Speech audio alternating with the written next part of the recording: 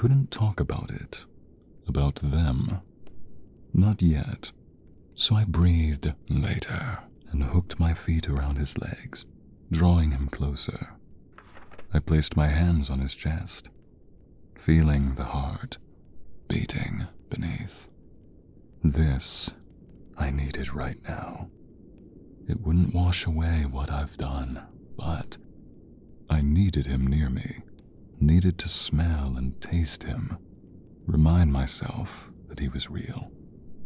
This was real. Later, he echoed, and leaned down to kiss me. It was soft, tentative. Nothing like the wild, hard kisses we'd share in the hall of the throne room. He brushed his lips against mine again.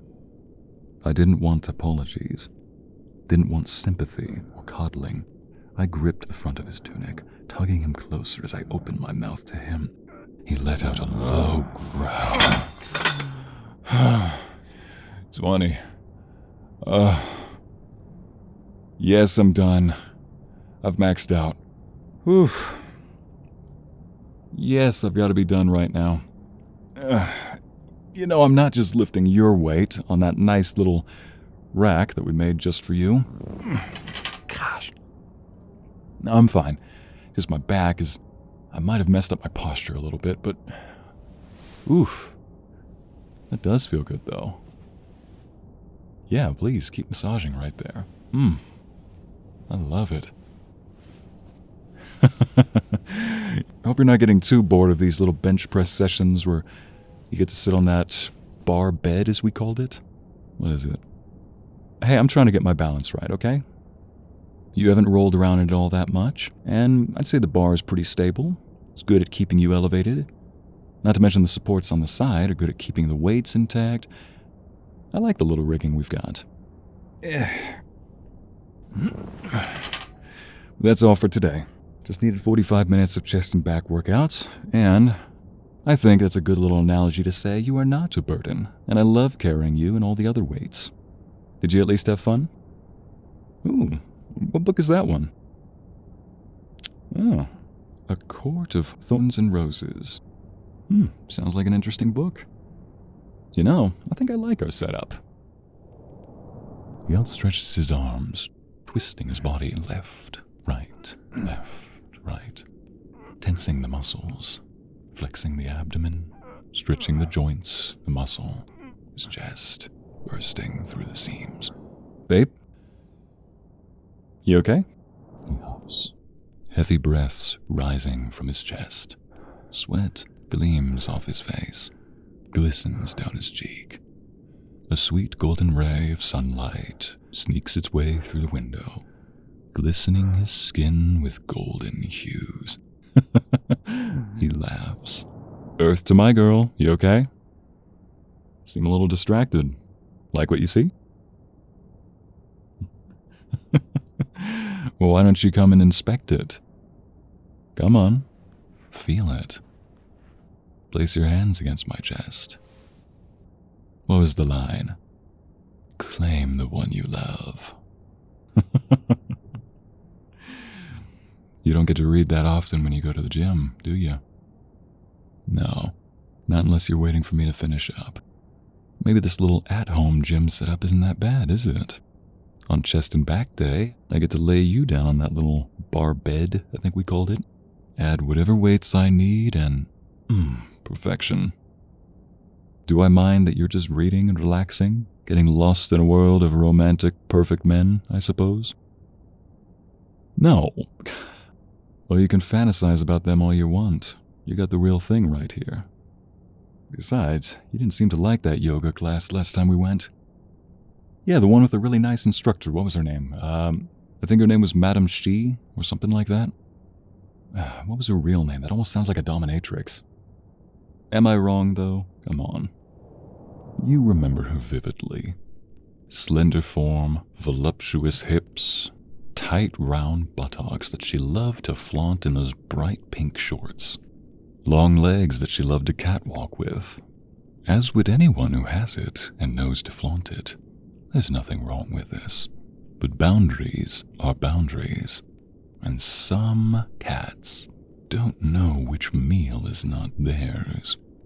Any degree of affection or protectiveness could be written off as overprotectiveness or even obsession. You've caught him glaring at more than one man that looked at you for just a little too long across the way.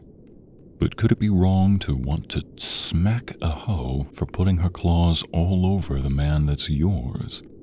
Feeling up his back, adjusting his hand position, but then feeling up the length of his arms, claiming she's just getting it right. Like this, he'd say, straightening his back in an upward dog position, puffing his chest out, flexing his muscles, tensing up every fiber of his brazen, bulky arms, while she runs her claws up the length of his arms, up to the shoulders, and then at the base of his neck, just ever so slightly, before running them straight, evenly across his shoulders. Excellent, she says. Perfect posture. He may be oblivious, but you could see the look she was giving him. Standing behind him, looking down, you swear she licked her lips, like a cat looking at a piece of meat. A burning whirlwind roils in your chest as the boiling sensation readies to travel up your neck and into your mind and explode out your ears. He squeezes you against his chest, tightly holding you close. A sweet gasp of satisfaction escapes his lips. Though you can't see it, you can always feel it. The sweet sensation of that bright, beautifully white smile every time he looks at you. After relinquishing you from his tight, firm embrace, with his hands on your shoulders, he looks you in the eyes, deep whirlpools of sweet, tender blue, dreamy eyes that will never know their true power over you, that will likely never know how much you adore them. Babe, my sweet. The words drip from his lips, his sweet, succulent lips, like golden drops of honey.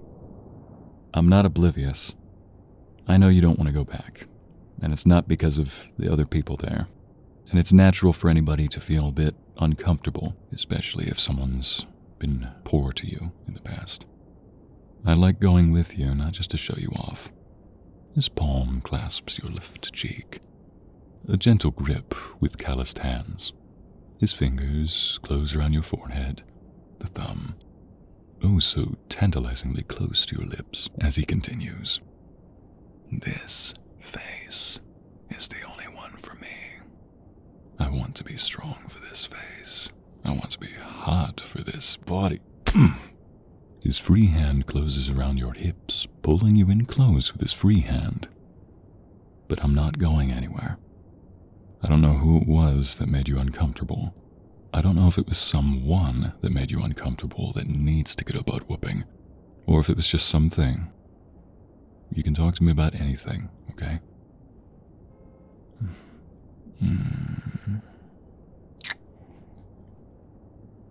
Inward he leans, pressing his soft lips to your forehead. Gasp. You're the only one for me. Call me Hercules if you want. Call me Herc. I love that sweet pet name. It's your pet name. Your pet Herc. Nope.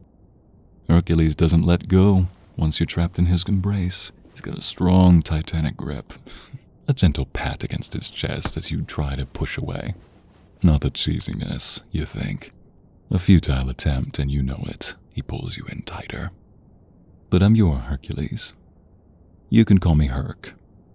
She can look at you and call me hers. Yours. The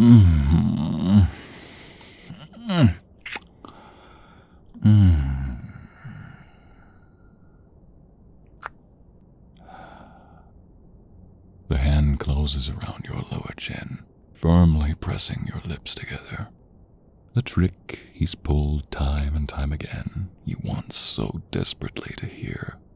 A little moan escape your lips, a little squeak, perhaps. Lips lock with yours, and only yours. He places a towel over his broad shoulders, around his thick neck, turns and begins walking away. I'm gonna shower now. Hope to see you. I still need to do some cardio, after all. The narrator's voice appears again. Go to him. It's time for him to look you in the eyes and say, I've come to claim the one I love, Feyre. Go, Feyre.